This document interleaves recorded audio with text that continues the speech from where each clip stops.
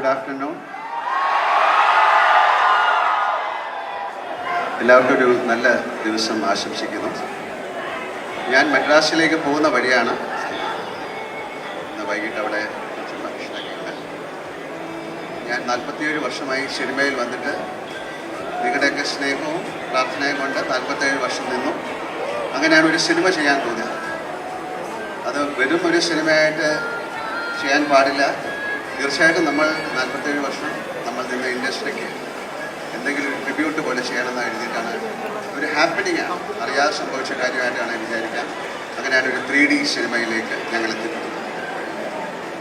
40 വർഷത്തിന് ശേഷമാണ് ഇന്ത്യയിൽ ഒരു 3D സിനിമ ഉണ്ടാകുന്നത്.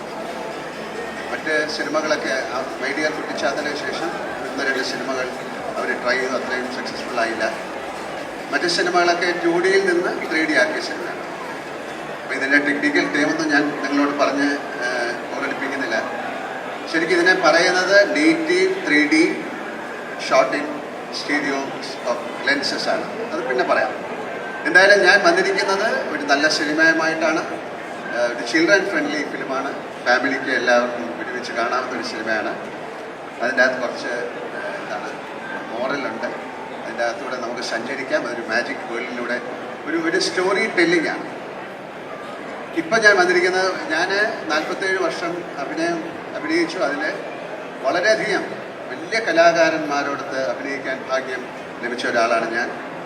പെട്ടെന്ന് പറയുകയാണെങ്കിൽ പ്രേംനസീർ സാർ, മധു സാർ, അതുപോലെ അമിതാഭ് ബച്ചൻ, ശിവാജി ഗണേശൻ,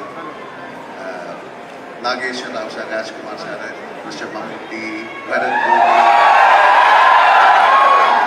നെടുമുടി വേണുചേട്ടൻ, എസ് പി പോൾ, അങ്ങനെ നിരവധി മഹാരഥന്മാരുമൊത്ത് അഭിനയിക്കാൻ ഭാഗ്യം കിട്ടിയ ഒരാളാണ്. മലയാളത്തിലെ എല്ലാ നടന്മാരും ഉഗ്രൻ നടന്മാരാണ്. എല്ലാവരും നമുക്ക് പുറത്തൊക്കെ പോകുമ്പോഴാണ് മലയാള സിനിമയെക്കുറിച്ച് നമുക്ക് മനസ്സിലാക്കാൻ സാധിക്കുന്നത്. അവരെത്രമാത്രം മലയാള സിനിമയിലെ ടെക്നീഷ്യൻസിനെയും നടന്മാരെയൊക്കെ ബഹുമാനിക്കുന്നു, സ്നേഹിക്കുന്നു എന്നറിയാൻ സാധിക്കുന്നത് അപ്പോഴാണ്.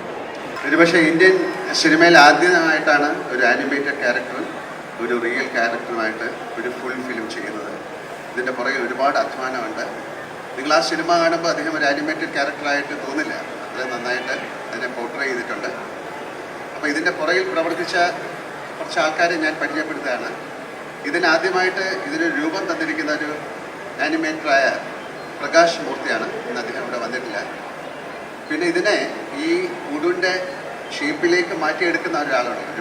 ഇത് ഞങ്ങളുടെ പ്രൊഡക്ഷൻ ഡിസൈനറായ സന്തോഷ് രാമനാണ്. അദ്ദേഹത്തിനെ ഞാൻ വിളിക്കുന്നു. വരും സന്തോഷ്. അദ്ദേഹമാണ് ഉടുവിനെ ക്രിയേറ്റ് ചെയ്തിരിക്കുന്നത്. ഉടുവിൻ്റെ എങ്ങനെ ഇരിക്കണം ഉടു എന്നുള്ള കാര്യങ്ങളൊക്കെ. പിന്നെ ഇതിനെ സന്തോഷിക്കുന്നു. നമുക്കിതിനെ ഉടുവിനെ ക്രിയേറ്റ് ചെയ്താൽ പോലെ ഇതിനെ ആനിമേറ്റ് ചെയ്യണം. ആനിമേറ്റ് ചെയ്തിട്ട് ഇതിനെ നമ്മുടെ സിനിമയിലേക്ക് ഇൻകോർപ്പറേറ്റ് ചെയ്ത് ലൈബ്രറി എന്നൊരു കമ്പനിയാണ്. അത് പുറത്തുള്ളൊരു കമ്പനിയുടെ ഫ്രാഞ്ചൈസാണ്. അതിൽ ഒരു മലയാളിയായ തൃശ്ശൂർക്കാരനായ JB ആണ് ഇതിൻ്റെ പുറകിൽ പ്രവർത്തിച്ചിരിക്കുന്നത്.